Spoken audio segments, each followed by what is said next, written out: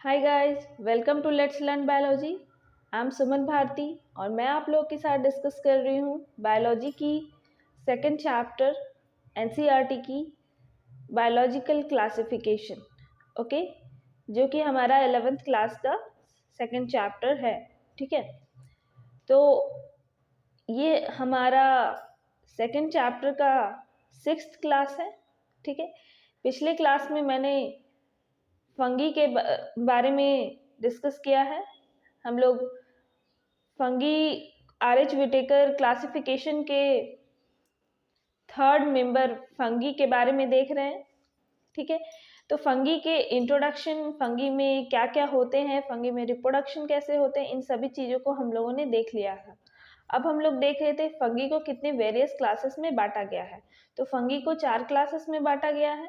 ठीक है, तो उसके एक टाइप्स को फाइकोमाइसिटीज के बारे में हमने पिछले क्लास में डिस्कस कर दिया है।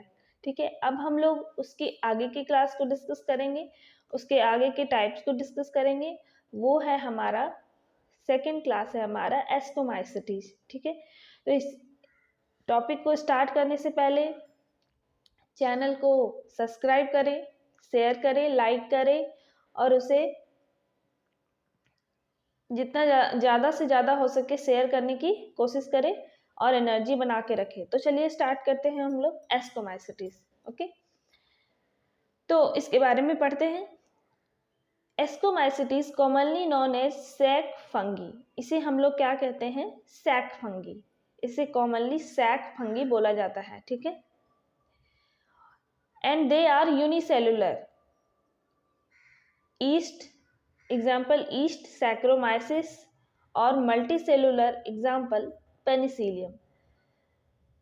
मीन्स कि जो हमारा एस्कोमाइसिटीज फंगी का जो एक सेकेंड क्लास है उसे कॉमनली हम लोग सैक फंगी बोलेंगे। वो यूनिसेलुलर और मल्टीसेलुलर दोनों टाइप्स का हो सकता है। यूनिसेलुलर का एग्जाम्पल है हमारा ईस्ट सैक्रोमाइसिस एंड मल्टीसेलुलर का हमारा एग्जाम्पल है पेनिसिलियम। ठीक है, और they are saprophytic, decomposers, parasitic और कॉप्रोफिलस, ग्रोइंग ऑन डंग। ये इनका जो मोड ऑफ न्यूट्रिशन होगा वो सैप्रोफाइटिक हो सकता है, डिकम्पोजर्स हो सकते हैं। सैप्रोफाइटिक मीन्स कि वो अपने भोजन के लिए किसी डेड एंड डीके चीज़ों पर, डेड मरे हुई चीज़ों पर डिपेंडेंट होंगे। ठीक है, अपने डेड चीज़ों से अपना भोजन ग्रहण करेंगे।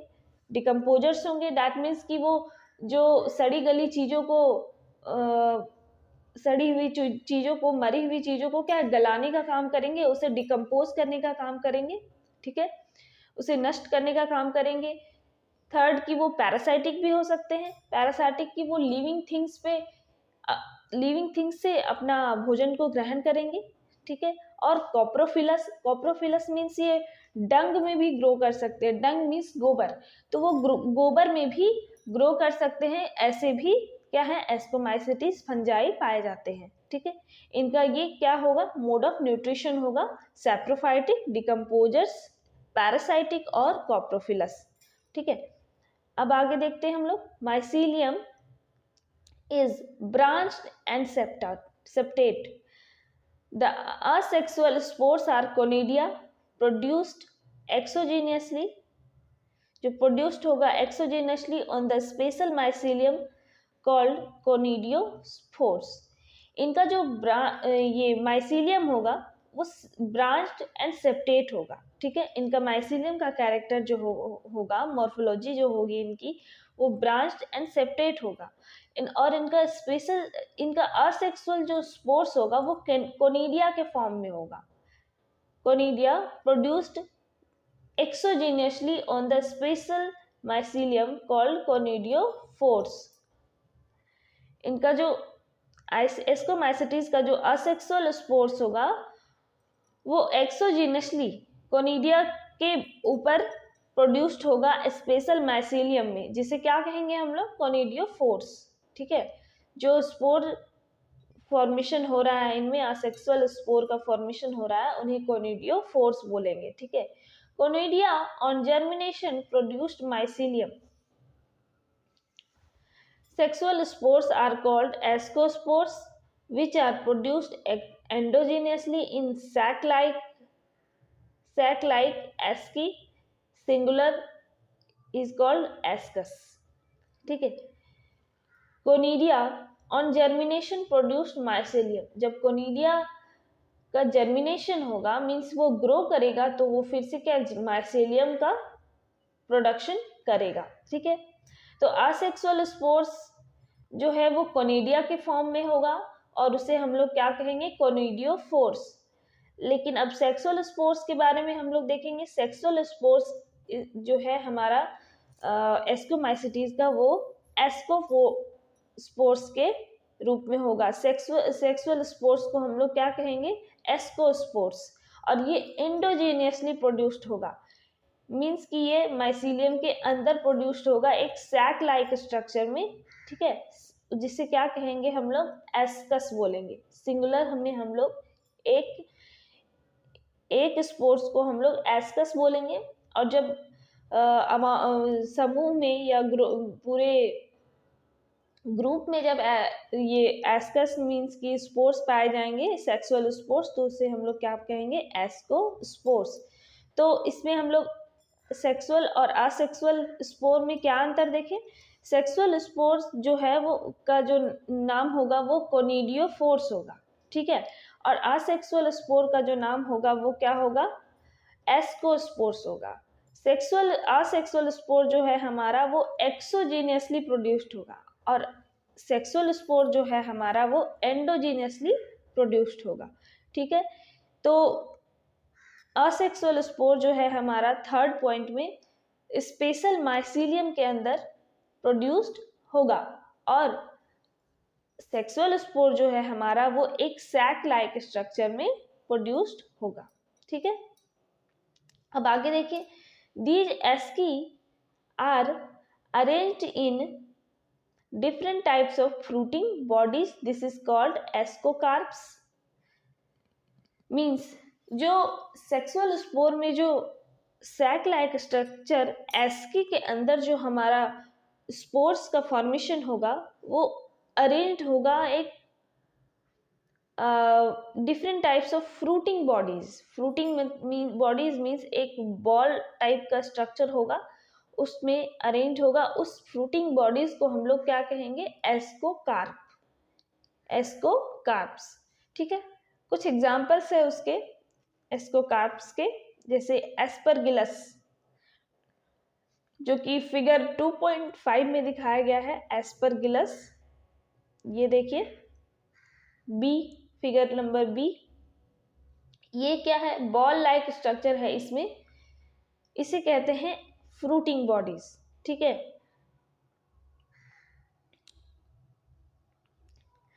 सेकेंड एग्जाम्पल है हमारा क्लेविसेप्स एंड न्यूरोस्पोरा.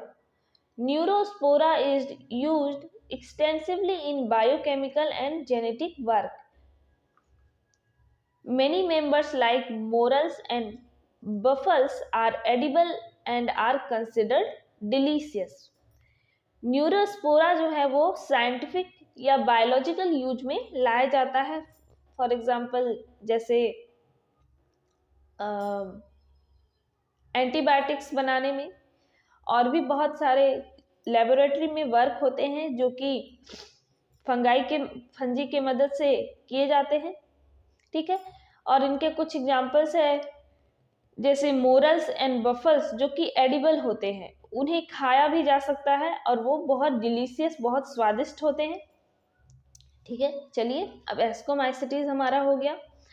अब हम लोग देखते हैं बेसिडियोमाइसिटीज. नेक्स्ट क्लास की तरफ मूव करते हैं. बेसिडियोमाइसिटीज. तो बेसिडियोमाइसिटीज कॉमनली नॉन फ्रॉम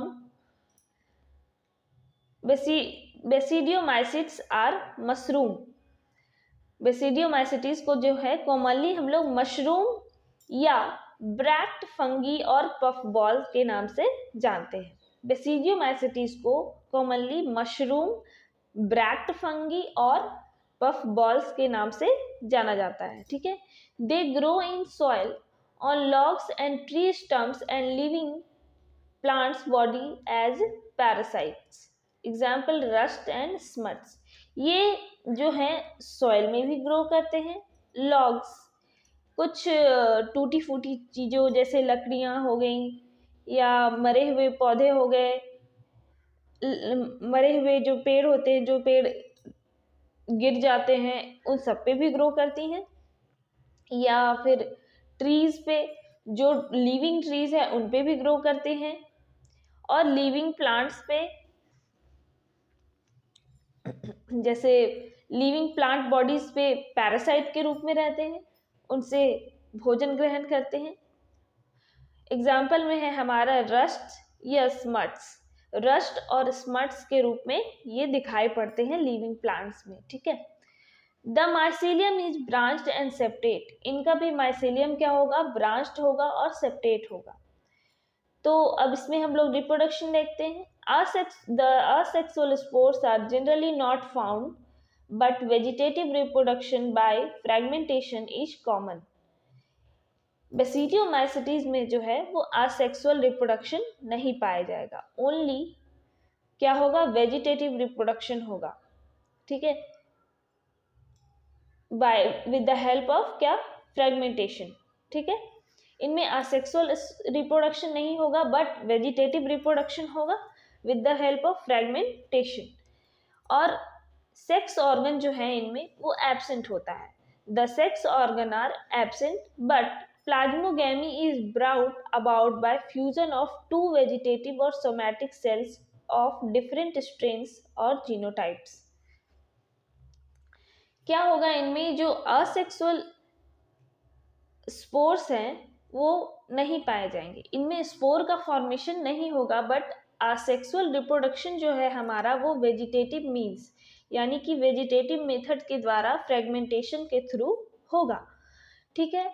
इनमें सेक्स ऑर्गन नहीं पाए जाएंगे बट इनमें सेक्सुअल रिप्रोडक्शन होगा विद द हेल्प ऑफ, इनमें प्लाज्मोगैमी भी होगा, लेकिन प्लाज्मोगैमी जो है वो कैसे होगा, फ्यूजन होगा टू वेजिटेटिव और सोमैटिक सेल्स का, टू वेजिटेटिव और दो वेजिटेटिव और सोमैटिक सेल का होगा, जो कि डिफरेंट स्ट्रेन से होंगे, डिफरेंट जीनोटाइप उसमें पाया जाएगा, जो डिफरेंट जीन्स के होंगे, उन दोनों सोमैटिक और वेजिटेटिव सेल्स में क्या होगा, प्लाज्मोगैमी होगा, उनमें फ्यूजन होगा, ठीक है। और उसके बाद रिजल्ट, जब फ्यूजन हो जाएगा हमारा दो अलग अलग स्ट्रेन्स के जो फंगाई होंगे, दो अलग अलग जेनेटिक स्ट्रक्चर के बॉडी होंगे, उनका फ्यूजन होने के बाद क्या होगा, वो एक स्ट्रक्चर को निर्माण करेंगे जिसे डाइकैरियोटिक स्ट्रक्चर कहते हैं, ठीक है। एंड वो अल्टीमेटली ग्रो करेंगे डाइकैरियोटिक स्ट्रक्चर के बाद बेसिडियम का। मीन्स कि देखिए यहाँ लिखा हुआ है the resultant structure is dikaryotic which ultimately give rise to basidium. After plasmogamy के बाद जो स्ट्रक्चर का फॉर्मेशन होगा उसे क्या कहेंगे हम लोग, डाइकैरियोटिक स्ट्रक्चर, जो कि निर्माण करेंगे बेसिडियम का, ठीक है, क्या निर्माण करेंगे, बेसिडियम का, ओके। तो अब प्लाज्मोगैमी होने के बाद उनमें क्या होगा, कैरियोगैमी का प्रोसेस होगा। कैरियोगैमी का प्रोसेस होगा मीन्स कि न्यूक्लियस का आपस में फ्यूजन होगा और वो क्या होंगे, एक दूसरे से ट्रांसफर होंगे, एक दूसरे से फ्यूजन करेंगे, ठीक है। जब कैरियोगैमी हो जाएगा हमारा तो उसके बाद मियोसिस होगा। मियोसिस मीन्स डिवीजन होगा उस बेसिडियम का, ठीक है। डिवीजन होने के बाद क्या होगा, मेसिडियम जो है वो बेसिडियम का डिवीजन होने के बाद, मियोसिस डिवीजन होने के बाद वो 4 बेसिडियोस्पोर्स में डेवलप कर जाएगा। 4 basidiospores haploid number of cells में डेवलप कर जाएंगे। मीन्स कि एक बेसिडियम का डिवीजन होगा, वो 2 बेसिडियोस्पोर्स बनाएंगे, उसके बाद वो 4 बेसिडियोस्पोर्स को बनाएंगे, ठीक है। The basidiospores are exogenously produced on the basidium, यानी कि प्लूरल में उसे बेसिडिया बोलेंगे, ठीक है। The basidia are arranged in fruiting bodies called basidiocarps.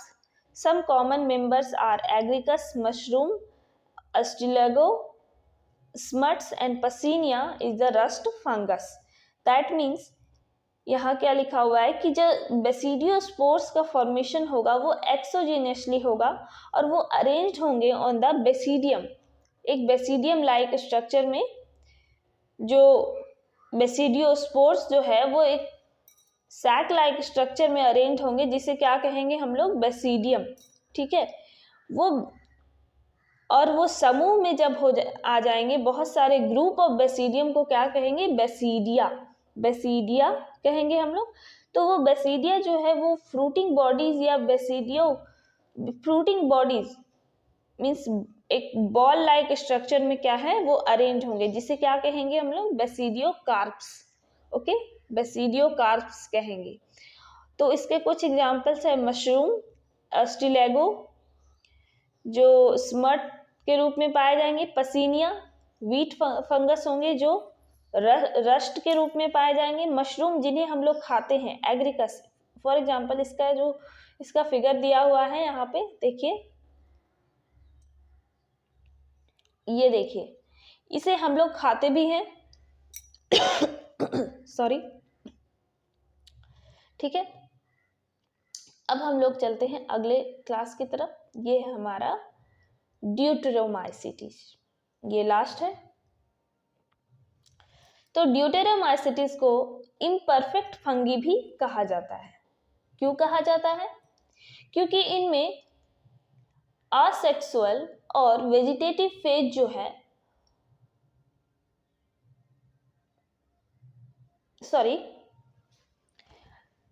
Only इसमें असेक्सुअल या वेजिटेटिव रिप्रोडक्शन ही होता है, इनमें सेक्सुअल रिप्रोडक्शन नहीं पाया जाता है। ठीक है, तो इनमें सेक्सुअल रिप्रोडक्शन जो है ड्यूटेरोमाइसीटीज में नहीं पाया जाता है। लेकिन अगर जब इनकी सेक्सुअल रिप्रोडक्शन के बारे में सर्च किया जाता है या फिर इन्हें खोजा गया, तो ये क्या देखा गया कि ये दूसरे क्लास में मूव कर जाते हैं, जहाँ से ये बिलोंग करते हैं, जहाँ से ये एक्चुअली बिलोंग करते हैं वहाँ उस क्लास में मूव कर जाते हैं। इसीलिए इन्हें क्या कहते हैं, इम्परफेक्ट फंगी। मीन्स कि इनमें ओनली सेक्सुअल या वेजिटेटिव रिप्रोडक्शन पाए जाएंगे, लेकिन असेक्सुअल एंड वेजिटेटिव रिप्रोडक्शन पाए जाएंगे, लेकिन क्या है, सेक्सुअल रिप्रोडक्शन इनमें नहीं पाया जाएगा। देखिए यहाँ लिखा हुआ है, commonly known as imperfect fungi because only the asexual or vegetative phase of these fungi are known, but when the sexual forms of these fungi are discovered, they were moved into classes they rightly belongs to. ठीक है, it is also possible that the asexual and vegetative stage have been given one name and placed under Deuteromycetes, and the sexual stage another name and placed under the another class. जब इनमें sexual reproduction जो है नहीं पाया जाता है, इसलिए इसे क्या किया गया, इनके सिर्फ असेक्सुअल और वेजिटेटिव फेजेज को देखते हुए इन्हें एक अलग क्लास में रखा गया, जिसे कि ड्यूटेरोमाइसीटीज के नाम से जाना जाता है। जब इनका सेक्सुअल फेजेज को सर्च किया गया या उनके बारे में पढ़ा गया, तो देखा गया कि ये दूसरे क्लास की तरफ मूव कर जाते हैं। ठीक है, इसलिए इन्हें क्या कहते हैं, imperfect fungi. Later when the linkage was established, the fungi were correctly identified and moved out of deuteromycetes. One perfect sexual stage of members of Deuteromycetes were discovered. They were often moved to Ascomycetes and Basidiomycetes. जब एक perfect sexual phases को इनमें search किया गया या इनमें खोजा गया, तो ये एस्कोमाइसिटीज और बेसिडियोमाइसिटीज की तरफ क्या है, मूव कर जाते हैं। ठीक है, ये ड्यूटेरोमाइसिटीज का जो भी कैरेक्टर है वो शो नहीं करते हैं। ठीक है, इसलिए इन्हें क्या है, इनमें सिर्फ असेक्सुअल फेजेस को ही माना गया है कि इनमें ड्यूटेरोमाइसीटीज में सिर्फ असेक्सुअल फेजेस ही होते हैं, आसेक्सुअल रिप्रोडक्शन ही होते हैं, इसलिए ये क्या है, इम्परफेक्ट फंगी है। The deuteromycetes reproduce only by asexual spores known as conidia. इनमें सिर्फ आसेक्सुअल स्पोर्स का फॉर्मेशन होगा, जिन्हें क्या, कोनिडिया के नाम से जाना जाएगा।